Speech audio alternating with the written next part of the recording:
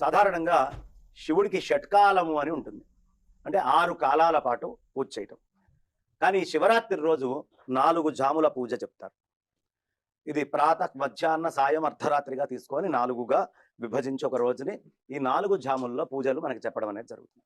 ఇందులో విశేషం ఏమిటి అంటే మనకి మొట్టమొదట పాలు తీసుకొని శివుడికి అభిషేకం చేస్తూ ఆ పాలతో పాటు పద్మాలని తీసుకొచ్చి పద్మాలతోటి అంటే మన తామర పూలు తోటి స్వామివారికి అభిషేకం చేసి ఈ పద్మాలతో పాటు అర్చించినటువంటి ఆ స్వామికి అద్భుతముగా అంత అన్నం పరవాండం వండిపెట్టి దాంతోపాటు ఋగ్వేద మంత్రాలను చదివి ఒక జాము పూజ చేయాలి.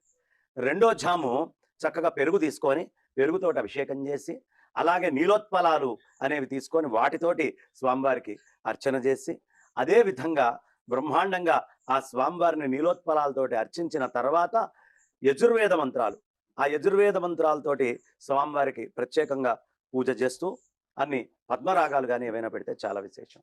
ఆయనకి పాయసం వండి పెట్టాలి.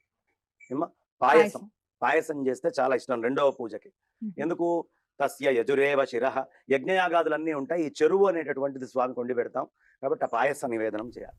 ఇక మూడో జాములో వచ్చేటప్పటికి చక్కగా స్వామివారికి అంత తేనె తీసుకొని తేనెతోటి అభిషేకం చేస్తూ తులసి దళాలు తీసుకొచ్చి తులసి దళాలు పెట్టి ఆ తులసి దళాలతో పాటుగా స్వామివారికి నువ్వులతోటి వండినటువంటి అన్నం ఏదైనా నైవేద్యం పెట్టి అది అయిపోయిన తర్వాత పూర్తిగా సామగాన మంత్రాలని మనం వాడుతూ పూజ చేయాలి.